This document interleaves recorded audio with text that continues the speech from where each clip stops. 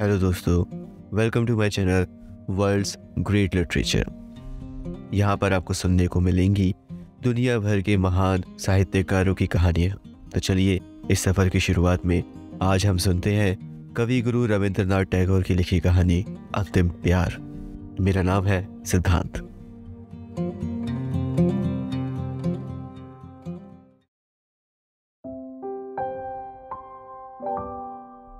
Art school के professor Manmohan बाबू घर में बैठे हुए दोस्तों के साथ मनोरंजन कर रहे थे। ठीक उसी वक्त योगेश बाबू कमरे में घुसे। योगेश बाबू उत्तम श्रेणी के चित्रकार थे। उन्होंने अभी थोड़े वक्त पूर्व ही स्कूल छोड़ा था। उन्हें देखकर एक आदमी ने कहा, योगेश बाबू, नरेंद्र क्या कहता है? आपने सुना कुछ उसके बारे में? योगेश बाबू ने आराम कुर्सी पर बैठकर पहले तो एक लंबी सांस ली। उसके पश्चात बोले, क्या कहता है वो? नरेंद्र कहता है कि बंग प्रांत में उसकी कोटि का कोई भी चित्रकार इस समय नहीं है। सही है, अभी नया नया लड़का है ना, हम लोग तो जैसे आज तक घास छीलते रहे हैं, झुंझलाकर योगेश बाबू ने कहा। जो लड़का बातें कर रहा था उसने कहा, सिर्फ यही नहीं, नरेंद्र आपको भी सम्मान की नजर से नहीं देखता। योगेश बाबू ने उपेक्षित भाव से कहा, क्यों, मैंने कुछ गलती की है? वो कहता है आप अपने आदर्श को ध्यान में रखते हुए चित्र नहीं बनाते। तो किस नजरिए से बनाता हूँ? केवल रुपयों के लिए। योगेश ने एक नेत्र बंद करके कहा, बेकार, ये सब बेकार की बातें हैं। फिर आवेश में कान के पास से अपने अस्त व्यस्त बालों को ठीक कर काफी देर तक खामोश बैठा रहा। चीन का जो सबसे बड़ा चित्रकार हुआ है, उसके बाल भी बहुत बड़े थे। यही वजह थी कि योगेश ने भी अपने स्वभाव के विपरीत सिर पर लंबे लंबे बाल रखे हुए थे। ये बाल उनके मुख पर बिल्कुल नहीं जचते थे, क्योंकि बचपन में एक बार चेचक के आक्रमण से उनके प्राण तो बच गए थे, मगर मुख बहुत कुरूप हो गया था। एक तो काला रंग, दूसरे चेचक के दाग। चेहरा देखकर अचानक यही जान पड़ता था मानो किसी ने बंदूक में छर्रे भरकर लिबलिबी दबा दी हो। कक्ष में जो लड़के बैठे थे, योगेश बाबू को क्रोध में देखकर उनके सामने ही मुंह बंद करके हंस रहे थे। सहसा वो हंसी योगेश बाबू ने भी देख ली। गुस्से के स्वर में बोले, तुम लोग क्यों हंस रहे हो? एक लड़के ने चाटुकारिता से जल्दी जल्दी कहा, नहीं माशे जी, आपको क्रोध आए और हम लोग हंसे, भला कभी ऐसा हो सकता है? मैं समझ गया, अब अधिक चालाकी की जरूरत नहीं। क्या तुम लोग ये कहना चाहते हो कि अब तक तुम सब दांत निकाल कर रो रहे थे? मैं ऐसा मूर्ख नहीं हूँ। ये कहकर उन्होंने आंखें मूंद ली। लड़कों ने किसी तरह हंसी रोककर कहा, चलिए यूं ही सही, हम हंसते ही थे और रोते भी क्यों, मगर हम नरेंद्र के पागलपन को सोचकर हंसते थे। वो देखो, मास्टर साहब के साथ नरेंद्र भी आ रहा है। मास्टर साहब के साथ साथ नरेंद्र भी कमरे में आ गया था। योगेश ने एक बार नरेंद्र की तरफ घूमती हुई नजर से देखकर मनमोहन बाबू से कहा, मेरे बारे में नरेंद्र क्या कहता है? मनमोहन बाबू जानते थे कि उन दोनों की लगती है। दो पाषाण जब परस्पर टकराते हैं तो आग पैदा हो ही जाती है। अतः वो बात को संभाल कर मुस्कुराते हुए बोले, योगेश बाबू, नरेंद्र क्या कहता है? मोहन बाबू ने पूछा, क्यों नरेंद्र? नरेंद्र अब तक मौन खड़ा था। अब किसी तरह आगे आकर बोला, हाँ कहता हूँ, मेरा यही मशवरा भी है। योगेश बाबू ने मुंह बनाकर कहा, बड़े आए राय देने वाले, छोटे मुंह बड़ी बात, अभी कल का छोकरा और इतनी बड़ी बड़ी बातें। मनमोहन बाबू ने कहा, योगेश बाबू जाने दीजिए, नरेंद्र अभी छोटा है तथा बात भी छोटी सी है, इस पर झगड़ने की क्या जरूरत है? योगेश बाबू उसी प्रकार आवेश में बोले, बच्चा है? नरेंद्र बच्चा है? जिसके मुंह पर इतनी बड़ी बड़ी मूछें हो, वो अगर बच्चा है तो बूढ़ा क्या होगा? मोहन बाबू, आप क्या कहते हैं? एक विद्यार्थी ने कहा, महाशय, अभी कुछ समय पहले तो आपने उसको कल का छोकरा बताया था। योगेश बाबू का मुख क्रोध से लाल हो गया। बोले, कब कहा था? अभी इससे कुछ समय पहले। झूठ, बिल्कुल झूठ। जिसकी इतनी बड़ी बड़ी मूछें हैं, मैं उसे छोकरा कहूं? नामुमकिन है। क्या तुम लोग ये कहना चाहते हो कि मैं बिल्कुल मूर्ख हूं? सब लड़के एक स्वर में बोले, नहीं महाशय, ऐसी बात हम भूलकर भी मुंह पर नहीं ला सकते। मनमोहन बाबू किसी तरह हंसी को रोककर बोले, चुप चुप, बात को घुमाओ नहीं। योगेश बाबू ने कहा, हाँ नरेंद्र, तुम ये कहते हो कि बंग प्रांत में तुम्हारे जैसा कोई चित्रकार नहीं है? नरेंद्र ने कहा, आपने किस तरह जाना? तुम्हारे दोस्तों ने मुझसे कहा था। मैं ये नहीं कहता, तब भी इतना जरूर कहूंगा कि मेरी भांति हृदय रक्त पीकर बंगाल में कोई चित्र नहीं बनाता। इसका प्रमाण? नरेंद्र ने आवेशमय स्वर में कहा, प्रमाण की क्या आवश्यकता है, मेरा अपना यही विचार है। तुम्हारा ख्याल गलत है। नरेंद्र बहुत कम बोलने वाला आदमी था, उसने कोई जवाब नहीं दिया। मनमोहन बाबू ने इस नाराजगी वाली बातचीत को बंद करने के प्रति कहा, नरेंद्र, इस बार प्रदर्शनी के लिए तुम चित्र बनाओगे ना? नरेंद्र ने कहा, इरादा तो है, मैं देखूंगा तुम्हारा चित्र कैसा रहता है। नरेंद्र ने श्रद्धा भाव से उसकी पगधूली लेकर कहा, जिसके गुरु आप हैं उसे क्या परेशानी, देखना सबसे अच्छा रहेगा। योगेश बाबू ने कहा, राम से पहले रामायण, पहले चित्र बनाओ फिर कहना। नरेंद्र ने मुंह फेरकर योगेश बाबू की तरफ देखा, कहा कुछ भी नहीं, मगर खामोशी और उपेक्षा ने बातों से कहीं अधिक योगेश के मन को आहत किया। मनमोहन बाबू ने कहा, योगेश बाबू, चाहे आप कुछ कहे, परंतु नरेंद्र को अपनी आत्मिक शक्ति पर बहुत बड़ा यकीन है। मैं पक्के यकीन से कह सकता हूँ कि ये भविष्य में एक बड़ा चित्रकार होगा। नरेंद्र धीरे धीरे कक्ष से बाहर चला गया। एक विद्यार्थी ने कहा, प्रोफेसर साहब, नरेंद्र में किसी हद तक विशिष्टता की झलक दिखाई देती है। मनमोहन बाबू ने कहा, हाँ मैं जानता हूँ, जो इंसान अपने भाव अच्छी प्रकार प्रकट करने में सफल हो जाता है उसे सर्वसाधारण किसी हद तक विक्षिप्त समझते हैं। चित्र में एक विशेष तरह का आकर्षण तथा मोहकता उत्पन्न करने की उसमें असाधारण योग्यता है। तुम्हें पता है नरेंद्र ने एक बार क्या किया था? मैंने देखा कि नरेंद्र के बाएं हाथ की उंगली से खून का फव्वारा छूट रहा है और वो बिना किसी दर्द के बैठा चित्र बना रहा है। मैं तो देखकर आश्चर्यचकित रह गया। मेरे मालूम करने पर उसने जवाब दिया कि उंगली काट कर देखी कि खून का असली रंग क्या है। अजीब इंसान है। तुम लोग इसे विक्षिप्तता कह सकते हो, मगर इसी विक्षिप्तता के कारण तो वो एक दिन अमर कलाकार कहलाएगा। योगेश बाबू आंख मूंद कर सोचने लगे, जैसे गुरु वैसे चेले, दोनों के दोनों बेवकूफ हैं। नरेंद्र सोचते सोचते घर की तरफ चला। मार्ग में भीड़ भाड़ थी, कितनी ही गाड़ियां चली जा रही थी, मगर इन बातों की ओर उसका ध्यान नहीं था। उसे क्या फिक्र थी? संभवतः इसका भी उसे पता न था। वो कुछ समय के अंदर ही बहुत बड़ा चित्रकार हो गया। बहुत कम समय में ही वो इतना मशहूर तथा सर्वप्रिय हो गया था कि उसके ईर्ष्यालु मित्रों को अच्छा न लगा। इन्हीं ईर्ष्यालु मित्रों में योगेश बाबू भी थे। नरेंद्र में एक खास योग्यता और उसकी तुलिका में एक असाधारण शक्ति है। योगेश बाबू इसे दिल ही दिल में खूब समझते थे, लेकिन ऊपर से उसे मानने के प्रति तैयार ना थे। इस थोड़े वक्त में ही इतनी प्रसिद्धि हासिल करने का एक खास कारण ये भी था कि नरेंद्र जिस चित्र को भी बनाता था, अपनी सारी काबिलियत उसमें लगा देता था। उसकी नजर सिर्फ चित्र पर रहती थी, पैसे की ओर भूलकर भी उसका ध्यान नहीं जाता था। उसके मन की महत्वाकांक्षा थी कि चित्र बहुत ही सुंदर हो, उसमें अपने ढंग की खास विलक्षणता हो। मूल्य चाहे कम मिले या अधिक, वो अपने विचार और भावनाओं की मधुर रूपरेखाएं अपने चित्र में देखता था। जिस वक्त चित्र चित्रित करने बैठता तो चारों तरफ फैली हुई असीम प्रकृति और उसकी सारी रूपरेखाएं हृदय पट से गुम्फित कर देता।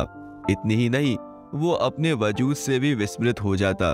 वो उस वक्त पागलों की भांति दिखाई पड़ता और अपने प्राण तक न्यौछावर कर देने से भी संभवतः उसको कोई हिचक न होती। ये हालत उस वक्त की एकाग्रता की होती। हकीकत में इसी कारण उसे ये सम्मान प्राप्त हुआ। उसके स्वभाव में सादगी थी। वो तो बात सादगी से कहता, लोग उसे अभिमान तथा प्रदर्शनी से लदी हुई समझते। उसके सामने कोई कुछ ना कहता, मगर पीठ पीछे लोग उसकी बुराई करने से ना चूकते। सबके सब नरेंद्र को संज्ञाहीन सा पाते। वो किसी बात को कान लगाकर न सुनता। कोई पूछता कुछ तथा जवाब देता और ही। वो हमेशा ऐसा मालूम होता जैसे अभी अभी स्वप्न देख रहा था और किसी ने सहसा उसे जगा दिया। उसने विवाह किया और एक लड़का भी उत्पन्न हुआ। पत्नी बहुत सुंदर थी, मगर नरेंद्र को गृहस्थ जीवन में किसी तरह का आकर्षण न था। तब भी उसका हृदय प्रेम का विशाल सागर था। वो हर समय इसी धुन में रहता था कि चित्रकला में प्रसिद्धि हासिल करे। यही कारण था कि लोग उसे पागल समझते थे। किसी हल्की चीज को यदि पानी में जबरदस्ती डुबो दो तो वह किसी तरह भी न डूबेगी, वरन ऊपर तैरती रहेगी। ठीक यही दशा उन लोगों की होती है जो अपनी धुन के पक्के होते हैं। वो दुनियादारी के दुख सुख में किसी तरह डूबना नहीं जानते। उनका मन हर वक्त काम की पूर्ति में लगा रहता है। नरेंद्र सोचते सोचते अपने घर के सामने आ खड़ा हुआ। उसने देखा कि दरवाजे के पास उसका 4 वर्ष का बच्चा दौड़ता हुआ आया तथा दोनों हाथों से नरेंद्र को पकड़कर बोला, बाबूजी। क्या बात है बेटे? बच्चे ने पिता का हाथ पकड़ लिया तथा खींचते हुए कहा, बाबूजी देखो, हमने एक मेढक मारा है जो लंगड़ा हो गया है। नरेंद्र ने कहा, वो घर नहीं जा सकता, लंगड़ा हो गया है, कैसे जाएगा? चलो उसे गोद में उठाकर उसके घर पहुंचा दो। नरेंद्र ने बच्चे को गोद में उठा लिया और हंसते हंसते घर में ले गया। एक दिन नरेंद्र को याद आया कि इस बार की प्रदर्शनी में जैसे भी हो अपना एक चित्र भेजना चाहिए। कक्ष की दीवार पर उसके हाथ के कितने ही चित्र लगे हुए थे। कहीं प्राकृतिक मंजर, कहीं मानव के शरीर की रूपरेखा, कहीं सोने की तरह सरसों के खेत की हरियाली, जंगली मनमोहक दृश्यवली तथा कहीं वो रास्ते जो छाया वाले वृक्षों के नीचे से टेढ़े तिरछे होकर नदी के पास जा मिलते थे। धुएं की तरह गगनचुंबी पहाड़ों की पंक्ति जो तेज धूप में खुद झुलसी जा रही थी और सैकड़ों पथिक धूप से बेचैन होकर छायादार वृक्षों के समूह में शरणार्थी थे। ऐसे कितने ही दृश्य थे वहां पे। दूसरी तरफ अनेकों पक्षियों के चित्र थे। उन सब के मनोभाव उनके मुखों से प्रकट हो रहे थे। कोई क्रोध से भरा हुआ, कोई मुसीबत की हालत में, तो कोई प्रश्न मुद्रा स्थिति में। कमरे के उत्तरी भाग में खिड़की के सामने एक अपूर्ण चित्र लगा हुआ था। उसमें ताड़ के वृक्षों के समूह के समीप सदा मौन रहने वाली छाया के आश्रय में एक सुंदर नव युवती नदी के नील वर्ण जल में स्थिर बिजली सी शांत खड़ी थी। उसके होठों और मुखों की रेखाओं में चित्रकार ने मन की पीड़ा अंकित की थी। ऐसा मालूम होता था कि मानो चित्र बोलना चाहता है, मगर यौवन अभी उसके बदन में पूरी तरह प्रस्फुटित नहीं हुआ है। इन सब चित्रों में चित्रकार के इतने दिनों की आशा तथा निराशा मिली जुली थी, मगर आज उन चित्रों की रेखाओं और रंगों ने उसे अपनी ओर आकर्षित न किया। उसके मन में बार बार यही विचार आने लगे कि इतने दिनों उसने केवल बच्चों का खेल किया है, सिर्फ कागज के टुकड़े पर रंग पोता है। इतने दिनों से उसने जो कुछ रेखाएं कागज पर खींची थी वो सब उसके मन को अपनी ओर आकर्षित न कर सकी, क्योंकि उसके विचार पहले की अपेक्षा बहुत उच्च थे। उच्च ही नहीं बल्कि बहुत ऊंचे होकर चील की भांति आसमान में मंडराना चाहते थे। यदि वर्षा ऋतु का सुहावना दिन हो तो क्या कोई ताकत उसे रोक सकती थी? वो उस समय जोश में आकर उड़ने की उत्सुकता में असीमित दिशाओं में उड़ जाता, फिर एक बार भी पलट कर नहीं देखता। अपनी पहली हालत पर किसी तरह भी वो सहमत नहीं था। नरेंद्र के मन में रह रहकर यही विचार आने लगा। भावना और लालसा की झड़ी सी लग गई। उसने निश्चय कर लिया कि इस बार ऐसा चित्र बनाएगा जिससे उसका नाम अमर हो जाए। वो वास्तविकता को सबके मन में बैठा देना चाहता था कि उसकी अनुभूति बचपन की अनुभूति नहीं है। मेज पर सर रखकर नरेंद्र विचारों का ताना बाना बुनने लगा। वो क्या बनाएगा, किस विषय पर बनाएगा? मन पर आघात होने से साधारण असर पड़ता है। भावनाओं के कितने ही पूर्ण और अपूर्ण चित्र उसकी निगाहों के सामने से सिनेमा चित्र की तरह चले गए, लेकिन किसी ने भी दम भर के प्रति उसके ध्यान को अपनी ओर आकर्षित न किया। सोचते सोचते शाम अंधियारे में शंख की मधुर ध्वनि ने उसको मस्त कर देने वाला गाना सुनाया। इस स्वर लहरी से नरेंद्र चौंक कर उठ खड़ा हुआ। तत्पश्चात उसी अंधकार में वो चिंतन मुद्रा में कमरे के अंदर पागलों की तरह टहलने लगा, लेकिन सब बेकार। महान प्रयत्न करने के बाद भी कोई विचार न सूझा। रात बहुत हो चुकी थी। अमावस्या की अंधेरी में आसमान परलोक की भांति धुंधला प्रतीत होता था। नरेंद्र कुछ खोया खोया सा पागलों की भांति उसी तरफ ताकता रहा। बाहर से रसोइये ने द्वार खटखटाकर कहा, बाबूजी। चौंक कर नरेंद्र ने पूछा, कौन? बाबूजी, भोजन तैयार है, चलिए। झुंझलाते हुए नरेंद्र ने कटु स्वर में कहा, मुझे परेशान ना करो, जाओ, मैं इस वक्त ना खाऊंगा। कुछ थोड़ा सा। मैं कहता हूँ बिल्कुल नहीं। और निराश हृदय रसोइया भारी कदमों से वापस लौट गया तथा नरेंद्र ने अपने को चिंतन सागर में डुबो दिया। संसार में जिसको प्रसिद्धि हासिल करने की लगन लग गई हो, फिर उसको चैन कहाँ। पूरा एक सप्ताह बीत गया। इस सप्ताह में नरेंद्र ने अपने घर से बाहर कदम ना निकाला। घर में बैठता सोचता रहा, किसी ना किसी मंत्र से तो पूजा की देवी अपनी कला दिखाएगी ही। इससे पूर्व किसी चित्र के लिए उसे विचार प्राप्ति में देर न लगती थी, परंतु इस बार किसी तरह भी उसे कोई बात न सूझी। ज्यों-ज्यों दिन व्यतीत होते जाते थे, वो निराश होता जाता था। केवल यही क्यों, कई बार तो उसने गुस्से में आकर सिर के बाल नोच लिए। वो अपने आप को गालियां देता, पृथ्वी पर पेट के बल पकड़कर बच्चों की तरह रोया भी, परंतु सब बेकार। प्रातः काल नरेंद्र मौन बैठा था कि मनमोहन बाबू के द्वारपाल ने आकर उसे एक पत्र दिया। उसने उसे खोलकर देखा। प्रोफेसर साहब ने उसमें लिखा था, प्रिय नरेंद्र, प्रदर्शनी होने में अब अधिक दिन बाकी नहीं है। एक सप्ताह के अंदर यदि चित्र न आया तो ठीक नहीं। लिखना तुम्हारी क्या तरक्की हुई है और तुम्हारा चित्र कितना बन गया है। योगेश बाबू ने चित्र चित्रित कर दिया है, मैंने देखा है, सुंदर है, परंतु मुझे तुमसे और भी अच्छे चित्र की आशा है। तुमसे अधिक प्रिय मुझे और कोई नहीं। आशीर्वाद देता हूँ तुम अपने गुरु की प्रतिष्ठा रख सकोगे। इसका ध्यान रखना, इस प्रदर्शनी में यदि तुम्हारा चित्र अच्छा रहा तो तुम्हारी ख्याति में कोई बाधा न रहेगी। तुम्हारी मेहनत सफल हो, यही मेरी दुआ है। पत्र पढ़कर नरेंद्र और भी बेचैन हुआ। केवल एक सप्ताह शेष है और अभी तक उसके मस्तिष्क में चित्र के विषय में कोई विचार नहीं आया। खेद है, अब वो क्या करेगा। उसे अपने आत्मबल पर बहुत यकीन था, पर इस समय यह विश्वास भी जाता रहा। क्या इसी तुच्छ शक्ति पर वो 10 व्यक्तियों में सिर उठाए फिरता रहा है। उसने सोचा था अमर कलाकार बन जाऊंगा, परंतु वारी मेरी बुरी किस्मत, अपनी अयोग्यता पर नरेंद्र की आंखों में आंसू भर आए। रोगी की रात जैसे आंखों में निकल जाती है, उसकी वो रात वैसी ही खत्म हुई। नरेंद्र को इसका तनिक भी पता न हुआ। उधर वो कई दिनों से चित्रशाला में ही सोया था। नरेंद्र पर जागरण के चिन्ह थे। उसकी पत्नी दौड़ी दौड़ी आई और शीघ्रता से उसका हाथ पकड़कर बोली, क्या हुआ। पत्नी लीला हाफते हुए बोली, शायद हैजा। इस प्रकार खड़े न रहो, बच्चा बिल्कुल बेहोश पड़ा है। बहुत ही अनमने मन से नरेंद्र शयन कक्ष में घुसा। बच्चा बिस्तर से लगा पड़ा था। पलंग के चारों ओर उस भयानक रोग के चिन्ह दृष्टिगोचर हो रहे थे। लाल रंग 2 घड़ी में ही पीला हो गया था। अचानक देखने से यही ज्ञात होता था जैसे बच्चा जिंदा नहीं है, केवल उसके वक्ष के समीप कोई वस्तु धक धक कर रही थी और इस क्रिया से ही जीवन के कुछ चिन्ह दृष्टिगोचर होते थे। वो बच्चे के सिरहाने सिर झुकाकर खड़ा हो गया। लीला ने कहा, इस तरह खड़े ना रहो, जाओ डॉक्टर को बुला लाओ। माँ की आवाज सुनकर बच्चे ने आंखें मरी भराई हुई आवाज में बोला, माँ, ओ माँ। मेरा लाल, मेरी पुंची, क्या कह रहा है। कहते कहते लीला ने दोनों हाथों से बच्चे को अपनी गोद से चिपका लिया। माँ के वक्ष पर सिर रखकर बच्चा फिर पड़ा रहा। नरेंद्र के नेत्र सजल हो गए। वो बच्चे की ओर देखता रहा। लीला ने देखते हुए प्रश्नवाचक स्वर में कहा, अभी तक डॉक्टर को बुलाने नहीं गए। नरेंद्र ने दबी आवाज में कहा, डॉक्टर। पति की आवाज का अस्वाभाविक स्वर सुनकर लीला ने आश्चर्य में होते हुए कहा, क्या। कुछ नहीं, जाओ डॉक्टर को बुला लाओ। अभी जाता हूं। नरेंद्र घर से बाहर निकला।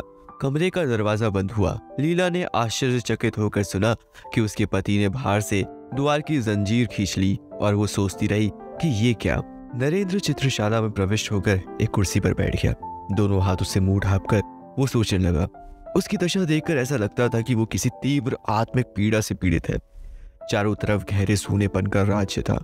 केवल दीवार पर लगी हुई घड़ी कभी न थकने वाली गति से टिक टिक कर रही थी और नरेंद्र के सीने के अंदर उसका हृदय मानो उत्तर देता हुआ कह रहा था, धक धक। संभवतः उसके भयंकर संकल्पों से परिचित होकर घड़ी और उसका हृदय परस्पर कानाफूसी कर रहे थे। सहसा नरेंद्र उठ खड़ा हुआ। संज्ञाहीन हालत में कहने लगा, क्या करूं, ऐसा आदर्श फिर ना मिलेगा, परंतु वो तो मेरा पुत्र है। वो कहते कहते रुक गया। मौन होकर सोचने लगा। अचानक मकान के अंदर से सनसनाते हुए बाण की भांति हाय की हृदय भेदक आवाज उसके कानों में पहुंची, मेरे लाल, तू कहाँ गया? जिस प्रकार चिल्ला टूट जाने से कमान सीधी हो जाती है, फिक्र और बेचैनी से नरेंद्र ठीक उसी तरह सीधा खड़ा हो गया। उसके मुख पर लाली का चिन्ह तक न था। फिर कान लगाकर उसने आवाज सुनी। वो समझ गया कि बच्चा चल बसा। मन ही मन बोला, भगवान तुम ही गवाह हो, मेरी कोई गलती नहीं। इसके बाद वो अपने सिर के बालों को मुट्ठा में लेकर सोचने लगा। जैसे कुछ समय पश्चात ही मनुष्य निद्रा से चौंक कर उठता है, उसी प्रकार चौंक कर जल्दी जल्दी मेज पर से कागज, तुलिका और रंग आदि लेकर वो कमरे से बाहर निकल गया। शयन कक्ष के सामने एक खिड़की के करीब वो अचकचाकर खड़ा हो गया। कुछ सुनाई देता है क्या? नहीं, सब खामोश है। उस खिड़की से कमरे का आंतरिक भाग दिखाई पड़ रहा था। झांक कर आशंका में थर थर कांपते हुए उसने देखा तो उसके सारे शरीर में कांटे से चुभ गए। बिस्तर उलट पलट हो रहा था। पुत्र से खाली गोद किए माँ वहीं तड़प रही थी और इसके अलावा माँ कमरे में पृथ्वी पर लेटते हुए बच्चे के मृत शरीर को दोनों हाथों से वक्षस्थल के साथ चिपकाए, बाल बिखेरे, नेत्र विस्फारित किए बच्चे के निर्जीव होठों को बार बार चूम रही थी। नरेंद्र की दोनों आंखों में किसी ने 2 सलाखें घुसा दी हो। उसने होठ चबाकर कठिनता से स्वयं को संभाला और इसके साथ ही कागज पर पहली रेखा खींची। उसके सामने कमरे के अंदर वही भयानक दृश्य उपस्थित था। संभवतः संसार के किसी अन्य चित्रकार ने ऐसा दृश्य सम्मुख रखकर तुलिका न उठाई होगी। देखने में नरेंद्र के शरीर में कोई गति न थी, परंतु उसके हृदय में कितनी तड़प थी उसे कौन समझ सकता है। वो तो पिता था। नरेंद्र जल्दी जल्दी चित्र बनाने लगा। जीवन भर चित्र बनाने में इतनी जल्दी उसने कभी न की। उसकी उंगलियों को किसी अज्ञात शक्ति से अपूर्व ताकत प्राप्त हो चुकी थी। रूपरेखा बनाते हुए उसने सुना, बेटा, ओ बेटा, बातें करो, जरा एक बार तुम देख तो लो। नरेंद्र ने अस्फुट स्वर में कहा, ओह, ये असहनीय है, और उसके हाथ से तुलिका छूटकर जमीन पर गिर गई। किंतु उस समय तुलिका उठाकर वह पुनः चित्र बनाने लगा। रह रहकर लीला का वक्तन रुदन कानों में पहुंचकर हृदय को छेड़ता और रक्त की गति को धीमा करता और उसके होठ स्थिर होकर उसकी तुलिका की गति को रोक देते। इसी प्रकार पल पल बीतने लगा। मुख्य द्वार के अंदर आने के लिए नौकरों ने शोर मचाना आरंभ कर दिया, परंतु नरेंद्र मानो इस समय विश्व और विश्वव्यापी शोरगुल से बहरा हो चुका था। वो कुछ भी न सुन रहा था। इस समय वो एक बार कमरे की ओर देखता और एक बार चित्र की ओर। बस रंग में तुलिका डुबोता और फिर कागज पर चला देता। वो पिता था, परंतु कमरे के अंदर पत्नी के हृदय से लिपटे हुए मरे बच्चे की याद भी वो धीरे धीरे भूलता जा रहा था। अचानक लीला ने उसे देख लिया। दौड़ती हुई खिड़की के पास आकर दुखित स्वर में बोली कि डॉक्टर को बुलाया, जरा एक बार आकर देख तो लेते कि मेरा लाल जीवित है या नहीं। ये क्या चित्र बना रहे हो? चौंक कर नरेंद्र ने लीला की तरफ देखा। वो लड़खड़ा कर गिर रही थी। बाहर से द्वार खटखटाने और बार बार चिल्लाने पर भी जब कपाट न खुले तो रसोई और नौकर दोनों डर गए। वे अपना काम खत्म करके प्रायः संध्या समय घर चले जाते थे और प्रातःकाल काम करने आ जाते थे। रोजाना लीला नरेंद्र दोनों में से कोई न कोई द्वार खोल देता था। आज चिल्लाने और खटखटाने पर भी द्वार न खुला। इधर रह रहकर लीला की रोने की आवाज भी कानों में आ रही थी। उन लोगों ने मोहल्ले के कुछ आदमियों को बुलाया। आखिर में सबने सलाह करके द्वार तोड़ डाला। सब आश्चर्यचकित होकर मकान में घुसे। जीने से चढ़कर देखा कि दीवार का सहारा लिए दोनों हाथ जंघाओं पर रखे नरेंद्र सिर झुकाए बैठा है। उनके पैरों की आहट से नरेंद्र ने चौंक कर मुंह उठाया। उसकी आंखें खून की तरह लाल थीं। थोड़ी देर पश्चात वो ठाका मारकर हंसने लगा और सामने लगे चित्र की ओर उंगली दिखाकर बोल उठा, डॉक्टर, डॉक्टर मैं अमर हो गया। दिन बीतते गए। प्रदर्शनी आरंभ हो गई। प्रदर्शनी में देखने की कितनी चीजें थी, परंतु दर्शक एक ही चित्र पर झुक पड़ते थे। चित्र छोटा था और अधूरा भी। उसका नाम था अंतिम प्यार। चित्र में चित्रित किया हुआ था एक माँ बच्चे का मृत शरीर हृदय से लगाए अपने दिल के टुकड़े के चंदा से मुंह को बार बार चूम रही है। शोक और चिंता में डूबी हुई माँ के मुख, नेत्र और शरीर में चित्रकार की तुलिका ने ऐसा सूक्ष्म और दर्दनाक चित्र चित्रित किया था, जो देखता उसी की आंखों से आंसू निकल पड़ते। चित्र की रेखाओं में इतनी ज्यादा सूक्ष्मता से दर्द भरा जा सकता है, ये बात इससे पहले किसी के ध्यान में न आई थी। इस दर्शक समूह में कितने ही चित्रकार थे। उनमें से एक ने कहा, देखिए योगेश बाबू, आप क्या कहते हैं? योगेश बाबू उस समय मौन धारण के चित्र की ओर देख रहे थे। सहसा प्रश्न सुनकर एक आंख बंद करके बोले, यदि मुझे पहले मालूम होता तो मैं नरेंद्र को अपना उस्ताद बनाता। दर्शकों ने धन्यवाद, साधुवाद और वाह की छड़ी लगा दी, परंतु किसी को भी मालूम न हुआ कि उस सज्जन व्यक्ति की कीमत क्या है जिसने इस चित्र को बनाया है। किस प्रकार चित्रकार ने स्वयं को धूली में मिलाकर खून से इस चित्र को रंगा है, उसकी ये हालत किसी को भी मालूम न हो सकी थी। तो बस इतनी सी थी ये कहानी। उम्मीद करता हूँ कि आपको ये कहानी अच्छी लगी हो। अच्छा लगा हो तो हमारे पॉडकास्ट को फॉलो करें और अपने प्लेटफॉर्म पे इसे रेट जरूर करें। मैं सिद्धांत मिलता हूँ आपको अगली कहानी के साथ में। तब तक के लिए अलविदा।